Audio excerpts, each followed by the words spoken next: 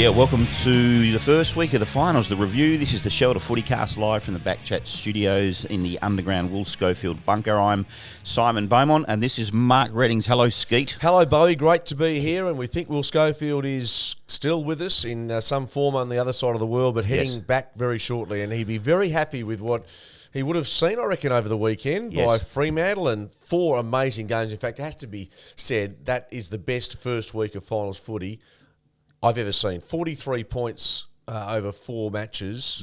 That included a blowout of 22 points between Sydney and Melbourne. Yeah. So really good footy, great weekend to kick-start what hopefully will be a fantastic final 3 weeks. Yeah, thanks to our house band, the Southern River Band, the boys from Thornley. That was the song Chimney. I'll tell you what, I saw you out on the ground on Saturday night weaving your MC magic, getting anyone to stand up for the national anthem and all of that. I've done a couple of those as well. It's good being out there with the players, and you get a little card. You've got 3 lines to read. You can't memorise them. You're allowed to read them off the card. Can you remember what you said? Well, I'll tell you what happened, because I got out there and there was a bit of confusion about the mics, and as it turned out, I got cued by the Channel 7 director, and I had the mic there, and you know when you're there that if you speak, you can hear your voice reverberate throughout the stadium. There was nothing. That happened not once, not twice. They kept going cue. Yeah. And my mic simply wasn't working. Yeah. So as it turns out, I'm thinking, okay, I can't keep going because no one can hear me. I'm talking to myself. So eventually, I think it was go number 4, the audio went, and look, I don't think many people would have known that there was a bit of, the heart starts to pump a bit harder, and players are probably looking at you, and I'm going, well, it's got nothing to do with me, and there's eye rolling. So, but yeah, it was great to be out there, and it's and particularly when I've done Anzac Day when there's that silence, and you've got 60,000 people. You're right, it's a fantastic position to be in. Had a great singer next to us, Gemma Ricks goes very well, doesn't she? Terrific. Of course, part of Frozen. She's a Melbourne girl, and I said, how did you get this gig? I only got it on Wednesday, and I've given my understudy the job tonight to do Frozen at Crown, and she was delightful. She barracks for Richmond, so she just thought it was great to be involved. I've got to be honest with you, even though I didn't listen as closely because I had another duty straight afterwards, but I would have thought she'd be half a chance to do the national anthem at the grand final. She was outstanding. Yeah, well, she's done the Melbourne Cup, so she's quality. Just on that, I did the international rules MC one year, and we did the rehearsal, and there was an Irish guy there who was singing the Irish national anthem in language. And he did a couple of Guinnesses in between rehearsal and the live thing. He was half cooked, was he? He was well and truly lost. He didn't, and the mic was on, and he was shouting and yelling and carrying on. So it can't go pear shaped. A bit like Fremantle in the first half. Well, that was. We'll get to that. We will get to that. For all our socials, thanks for listening and watching the Shelter FootyCast. If you haven't seen it before, a little bit of West Australian theme, but as Skeet said, one of the best first rounds of a final we've seen in many a long year. At Shelter FootyCast, FootyCast at shelterbrewing.com.au, shelterbrewing.com.au. Beautiful drop. Drink it every day if you can. Also, YouTube, BackChat. I'm going to have some this hour. Shelter FootyCast playlist. It's born and brewed down in beautiful Busselton. Yeah, it'd be a bit cold and wet down there today, but I'm getting some good feedback as well. A bloke I was speaking to just out of interest for another story I'm doing, but Stevie Armstrong, who's current caretaker coach of Perth, applying for the main job. He says he listens and enjoys the footy stuff's good, but he enjoys the banter and the human interest side of chaos. Whether it's Scoey's family life or what he thinks about life, your digressions, your musical career, your marital issues, your female attachment issues. Who knows? And mine's just trying to stay married for 20 years, which has been a very, very good effort considering. I reckon in cricket parlance, I was 8 for 83 at lunch with a day, basically half a day to bat, and I've got through 9 for 112, and thankfully played a draw. 20 series in a row. Exactly. Batting at number 11, fielding a fine leg. I'll tell you what too, Sco. I think Scoey can't wait to see him when he gets back, but I think he might have landed a big interview over in Belgium and in the Netherlands. So watch this space. Yep, and I reckon watch this space, because when he gets back after getting the jet lag and just detoxifying, he'll be cooked for about a week and a half. So I'm looking forward to seeing him sit in that spot on Thursday, and he'll be a broken man. He's gone from Belgium to the bunker. Yeah. Can't wait to see him. Scully, if you're listening.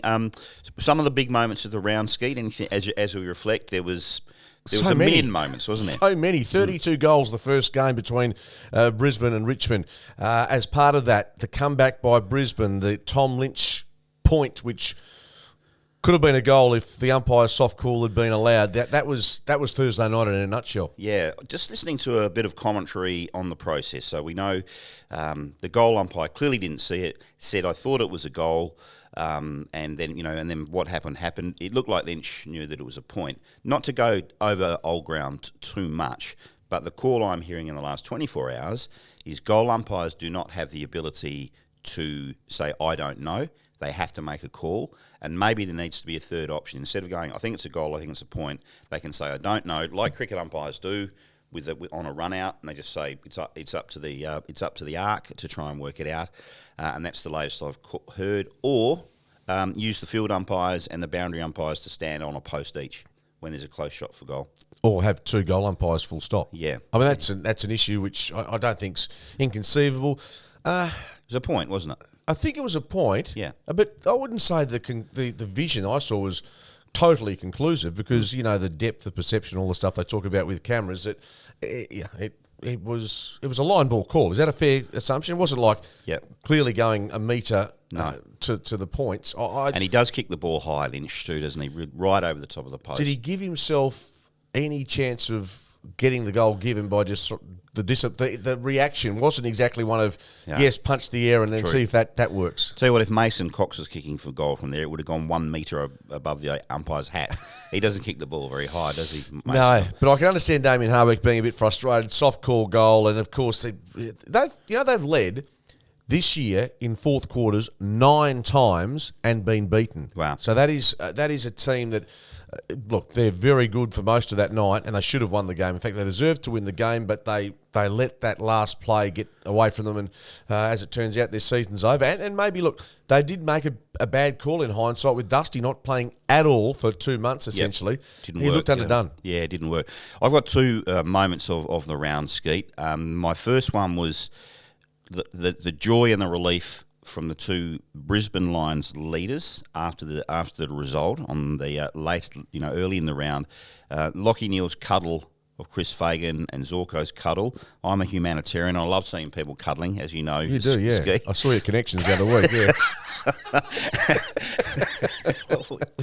What was I doing there? What were you wearing? CCTV footage, I'm seeing. I wasn't there myself.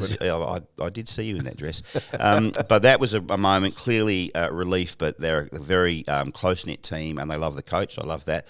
And the other one, which are really 28 tackles by the Swans in the last quarter, they have turned this final series upside down, haven't they? They were magnificent. Skeet, honestly, I reckon there'd be 10 Sydney Swans players I'd struggle to name. They are a team of role players. Absolutely, correct. And that was all part of the mix. I don't think Brisbane, for all their heroics on Thursday night, I can't see them doing too much damage from here on in. And bear in mind, after a qualifying final loss, most pundits come out and say, well, in this case, Melbourne, they're cooked. Collingwood, not so much because it was such an epic game, but how much will that take out of them? Invariably, now I might be wrong, but invariably, the teams that lose the qualifying finals find a way to bounce back. So I'm expecting that. But you're right, it was extraordinary, some of the scenes at the Gabba initially. The comeback by Fremantle as the moment of the weekend from a WA perspective. But also Craig McRae, what about his post-match comments about the players slumping to the ground, and I guess they were exhausted for one, but he didn't want them to act like losers. Now he wasn't saying that they were acting like losers, but they haven't lost the war, so to speak. They've lost the first quarter of a 4-week battle. Yeah, I thought it was excellent, and I thought the fans would have loved it, the club would have loved it. As a football neutral for that game, I thought it was excellent, and it just shows them saying we are still massively in this. The premiership favourites, we've taken them to within a kick, and so hold your heads up. because I also think he knows they've got a reboot for next week. They would have used some emotional coupons in that game, and they need to get back up and running for next week. Jordan DeGoey possibly, he's a test shoulder, and of course Taylor Adams looks like he's gone with the groin. And I do like the term. I might use that, emotional coupons. I might borrow that one. You can absolutely use that. He looked like he would never walk again. Taylor Adams, the way he did his groin. He's gone for the season unless something dramatic happens. Most spectacular groin injury you've ever seen. I can't believe I'm saying this, but I actually am not a Collingwood supporter, but I've enjoyed watching them play and their rise and their fans, and it's actually making the final series better. And although I'd love Fremantle to advance, if Collingwood did get to a grand final, it just adds something to the week, doesn't it? Oh, it sure does. And they are excited. It's an exciting brand of footy, the Dacos boys. Just on Taylor Adams and his groin. You remember when that bloke ran into the pommel horse at the Olympics? Yeah, I the do. folding horse, and just broke every bone in his body. Well, so it was a bit like that. Well, I saw Jamie Elliott just part of the pre-game warm-up. He got hit in the plums as well, but that was the sun blinded him, and because everyone laughs. I mean, Adams was obviously a groin tear, but this was just where you don't like to get hit, and unfortunately, Jamie Elliott pre-game was softened up a bit, but great game of footy. Let's go. Let's look at the Fremantle Western Bulldogs game on Saturday, the final of the round. You were there, Skeet. I heard you hosted the AFL function as well and did a great job. That was an absolute emotional roller coaster for everyone there, wasn't it? That was, and my colleague Carl tends to say pretty early in the match it's over, and thankfully he didn't say that on Saturday night because the Bulldogs had the Dockers on toast at quarter time. They probably could have been 6 or 7 goals up at that stage, as opposed to they got to 41 points. And I have to be honest, I had sort of a flashback to that first final the Dockers played against the Bombers at Subiaco Oval all those years ago, and there was a big build-up and they got wiped off the park. But there was a 10-minute period just before half-time where eventually they kick a goal. Sun Walters converts after Jai Amos from the top of the square. The young man hits a stick. Yeah, hits a stick. And look, he's a really good shot for goal, and he proved that later on in the game. But just to be able to string together some goals late, leave the margin at 15 at half time, the window was open, and you thought from there that, gee, Fremantle have got some momentum here. Yeah, I heard Switter being interviewed this morning in a press conference, and he said he just felt we needed to kick the first goal and then we were rolling. It just took to the 11-minute mark of the second quarter to do it. Nervous times. It was, and they were beaten for the ball. They looked like they had stage fright, unfortunately. But when you had guys like Bontempelli just dominating, McRae, their midfield was just on top. Yeah.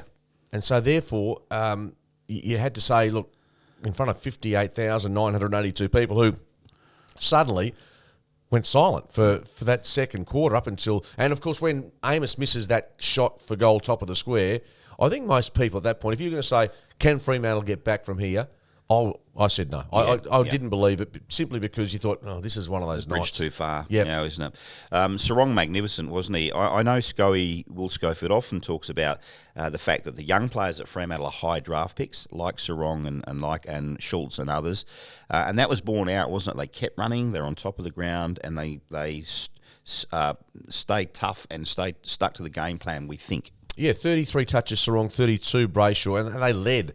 Young men who led, and they're probably not in the same ilk in terms of reputation as a Petrarca, as a Oliver, as a Bontempelli, but they are the next breed of stars coming through. And, gee, if they can hold on to them for the next 8 to 10 years and add, by drafting, you're right, their draft selections, you can have the best draft picks in the world, but if you don't make them count, as we've seen with North Melbourne, it doesn't help. So what they've done is they've picked really savvily, and they've been able to get the right players in, which includes some speed. And Nathan O'Driscoll went off with an ankle injury, but he played his part. They had just that was an important goal he kicked. Absolutely, no doubt about that. Noddy, the fans call him Noddy, I believe. Do they? Yeah.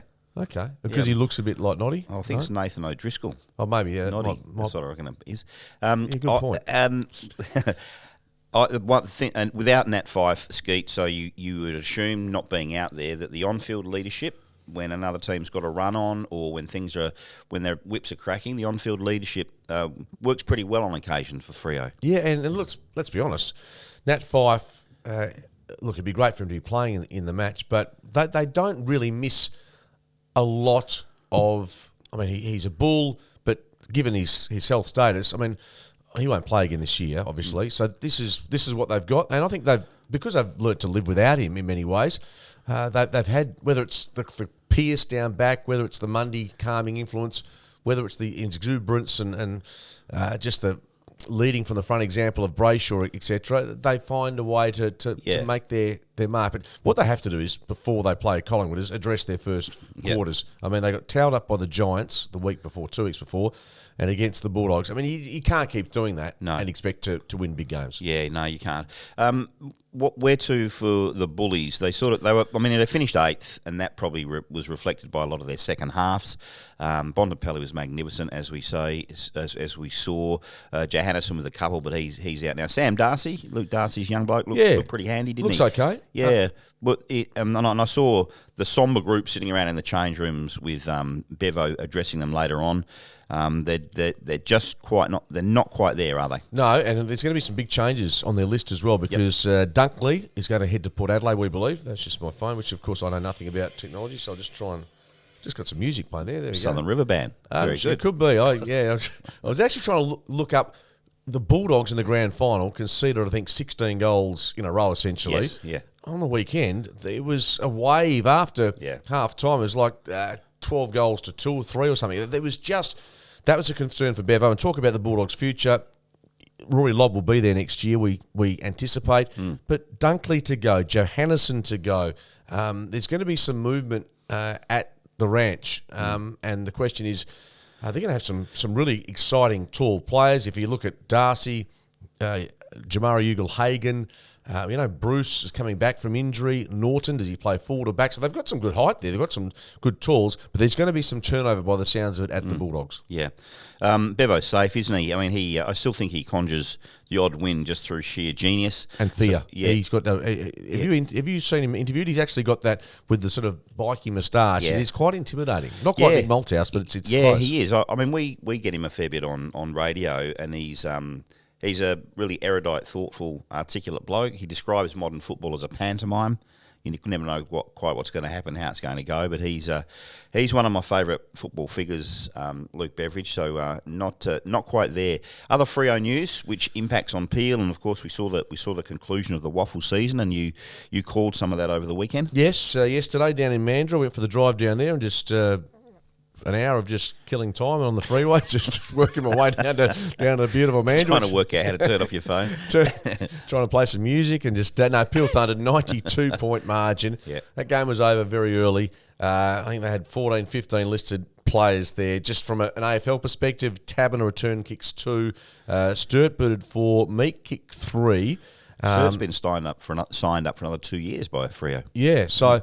None of those players will come into the side, by the way, in my opinion, for Saturday. I think, unless there's an injury which we haven't heard of. They keep Amos? They keep Amos, I think, and Taberner has another game at Peel. If he's, in fact, qualified, I'll have to check that, because you have to have played 6 games for the season, I believe. But also, while Fremantle's in the finals, their restriction is they don't have many restrictions. So that's where there's a real concern from a WAFL perspective for the other clubs in the finals about how dangerous Peel's going to be over the next few weeks. We talked about it over the last couple of weeks, but good luxury of depth for Freo, pretty healthy list. The option of 5 coming back in as well. Mitchy Croden, 40 touches and a goal on the weekend. Neil Erasmus, 32 touches and a goal. But I guess in a whopping like that, some of the fellas are going to get some touches, aren't they? They are, and I'm not sure it's the best preparation if they were going to make a change to head into a final of the MCG where Swans, I mean, they were down. Sam Fisher injured. Knott didn't play. Watson was out. So their season over. By the way, West Perth minor premiers. East Fremantle returned to the finals for the first time since 2014. Claremont, always thereabouts. South, just, I think, limping towards another campaign. East Fremantle, the Cinderella story in many respects, along with West Perth for those. And Peel are like the Wicked Witch of the West, aren't they? Yes, in they the are. At the moment.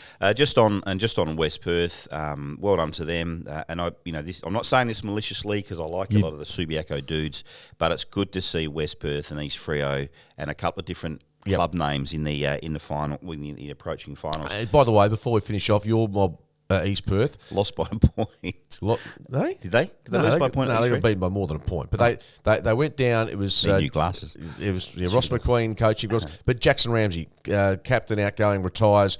It's only 28 or something, but fine young man, great family. So good luck to him in retirement.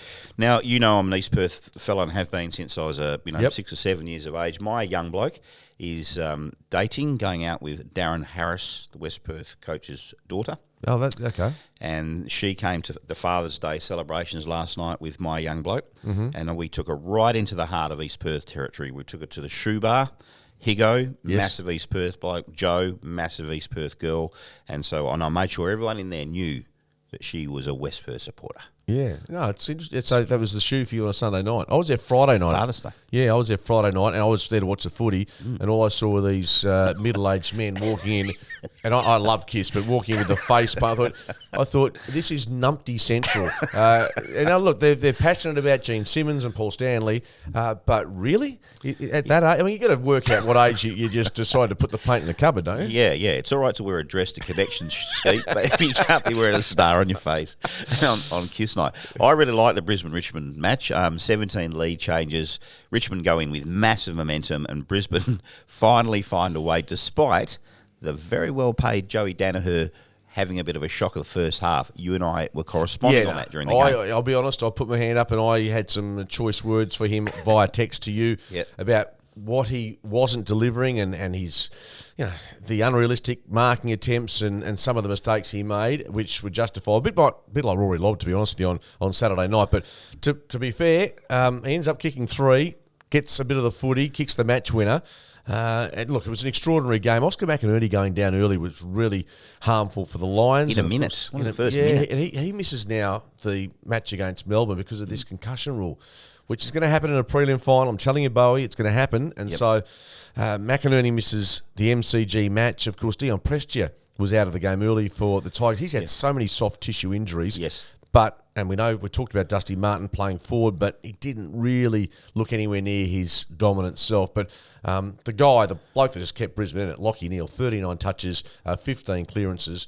If there were Brownlow medal votes, he gets the 3. He does. And I've got a very quick Lachie Neale stat for you. When he won in his Brownlow year, 460 total disposals. This year, 702. Are you serious? 702? Yeah. He's got to be favourite, doesn't he, to win the Brownlow? Yeah. And, interesting because a bit of a sliding doors moment. If he'd come back to WA, played with Fremantle, there's all sorts of scenarios that could have come from that. Yeah. Seems happy, though, doesn't it? Yep. When is the Brownlow? The Brownlow. If you haven't joined us before, the Brownlow, Bowie thought it was last week, but we've still got another couple of weeks to go. It's the week of the grand final. So I'm anticipating about the 18th or 19th of September. Okay, Bowie? I've got it. I can't remember what you said just then, but it should have been. What about Darcy Wilmot, the debutant? So good.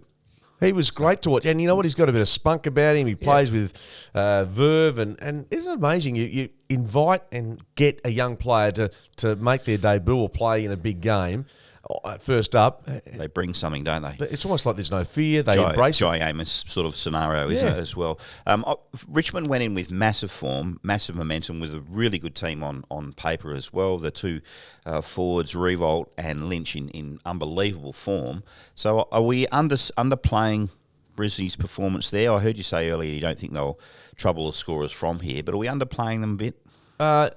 No, I thought they were terrific on the night. It was a really courageous win because of the elements we talked about. So, look, Richmond opened the door, I think, a little bit because even that last play where they've got 3 Tigers in the goal square and somehow Danaher gets his boot to ball. They invite trouble Richmond defensively. Having Grimes out, and I guess they probably are at the end of their era in many respects. Some of those big defenders looked a little slow on occasion, didn't they? Those big Richmond guys. Look, they should have won the game. Brisbane get through. Well done to them. They go to Melbourne to take on the D's on Friday night. And look, that game gives you the opportunity to play against Geelong. So in that respect, Brisbane, their record, you cannot look at Brisbane at the MCG and be confident given their form over the past 6 or 7 years. So that's why I don't have much faith in them going much further. Yeah, fair enough. Did you see the footage earlier in the week of Greg Swan, the CEO's dog running out onto the field. Fakes didn't like that, did he? No, well, he probably wouldn't. Why would if it's in a final. And I can, little cavoodle shows up. Yeah, cavoodle. Yeah, I've got a cavoodle. They're very cute dogs, but probably not in the middle of Best the kept at home. Not exactly. At footy train. Exactly. Sydney defeated Melbourne by 22 points, and as mentioned, massive last quarter from Sydney, had the strangle going, and he can coach, John Longmire, can't he? He's brilliant, and as you say, you summed it up really well. A lot of no names in terms of high profile who've been able to just work to their role, do the team job, and it was just another example of that. Up to half time, you thought probably Melbourne more dominant, but Melbourne looked like they could go to a fifth gear, but they never did they? No, Sydney they didn't. let them. And it's interesting, Stephen May did a really good job on Buddy Franklin, kept him scoreless for the sixth time in his career, but there were a couple of moments there where Sydney just managed to shut down Melbourne, keep the ball going in their direction, and look, that's a huge victory for them, and they're one win away from another grand final. Skeet with a home prelim in Sydney, and they play that ground super well, don't they? So, well done to them. Melbourne is still in the hunt, though, aren't they, with that team? Yeah, Petrarca, interesting, because he's done, obviously, a hairline fracture. Yeah. Did they rest him, or is he out this week? Try and get him up for the prelim final and bank on your team getting the result against Brisbane this Friday night. So, that's going to be fascinating to see. Harms gets 3. We're okay with that? There's a contact to the chest. It looked worse, didn't it? Yeah, 3K. His head and his neck did snap back, though, didn't they? 3K for that. Lloyd, 2 goals, 25 touches. He was terrific. Hickey, what about Hickey? He's just been a revelation since going to Sydney. One of his best games in the AFL, I reckon. Scully's a massive rap for Hickey. He gets the crazy eyes on, doesn't he? Yeah, his twin daughters, I think, were in the hospital this week, so tough week for him. But Reid, Parker, Rowbottom, all outstanding. Of course, Oliver and Petrarca getting a bit of the footy. Oliver with 29 and 2, and Petrarca, big question mark as to whether he'll go on Friday night. Yep, that'll be a ripper. You called this a couple of weeks ago. You said the game of the round, the one you cannot wait for, is Geelong Collingwood. It was epic. I watched it at a local hotel, Skeet, and the place was going mad. Yeah, so it should have been. I also said that there'd be 3 blowouts and 1 close game. Didn't want to bring that up. I was a little bit wrong on that one. No, I'll cop that because I was pleasantly surprised. We were doing the AFL function at Optus on Saturday, and you stopped talking and turned the TV on, didn't you? Yeah, I did. I heard that. I sort of went up to the microphone, about to interview the Brayshaw family, and there was 3 minutes to go, and Gil McLaughlin had just sat down, and I said, look, I feel a bit of pressure here because everyone wants to watch the footy, and I don't want to be rude to our guests, but Gil, what do you reckon? He said, put the TV on, and everyone watched. It was nice. Terrific. And what a game of footy. In fact, because I was at the ground, I didn't see it every play of the game, so I went home after the match, and essentially it was a replay was on, and I watched it. Yeah, essentially from go to woe. What a game of footy. Awesome. Geelong, Collingwood obviously jumped the Cats, and Collingwood looked like they just found a way to break down the Geelong system.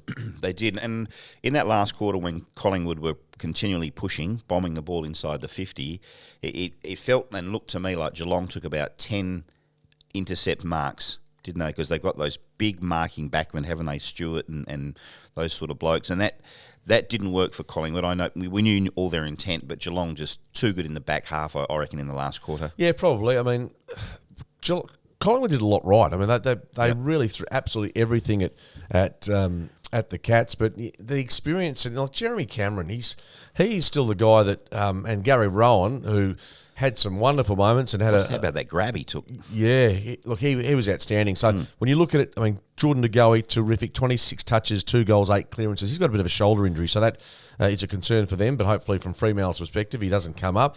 But Josh Dacos, Pendlebury, Noble, all really good contributors. But as I said, Cameron, Rowan, when it comes to it, they've just got that little bit of class factor over Collingwood. When you line them up, match winners, Geelong comfortably, but gee, they had to work hard, and that will give the rest of the finalists, not that they ever thought that Geelong was unbeatable, that gives them a little bit of belief that, right, here's the way to stretch this team. Yeah, no, they were very, very good, Geelong, but as you say, one of the best games you could see, absolute sellout.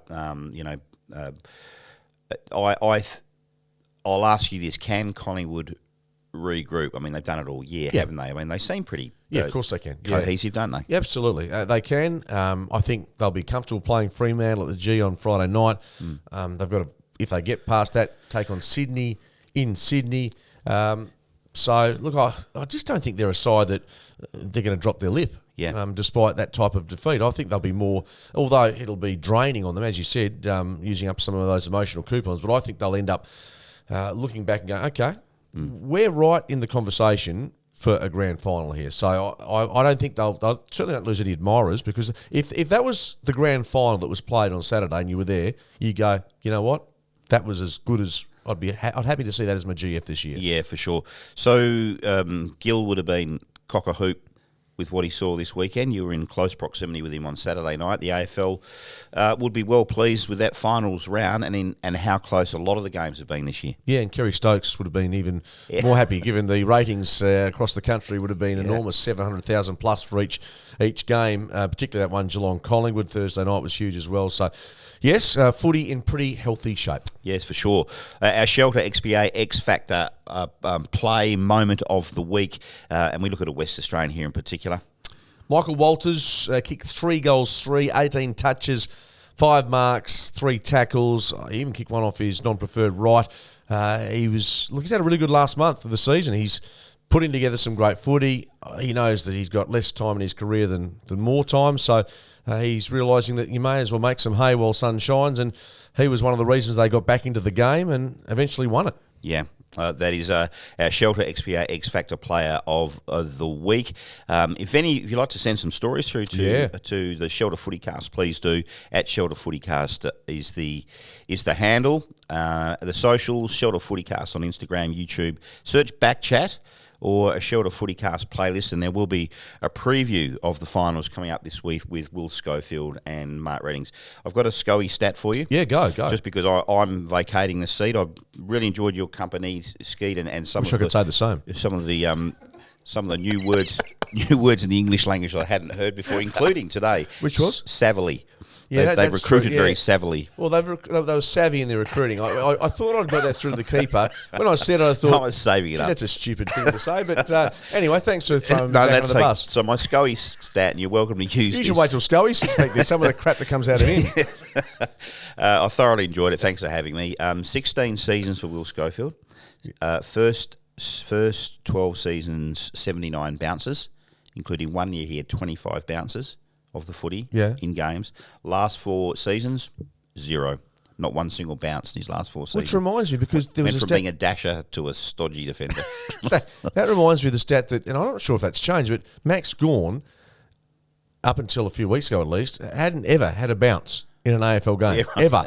And that might have changed, but surely that is a really good quiz question. Yeah. How many bounces Max Gawn's had? No, so interesting. Yeah, no, he's going to be really fired up, Scully, coming back into the mix. So what does that mean for you now?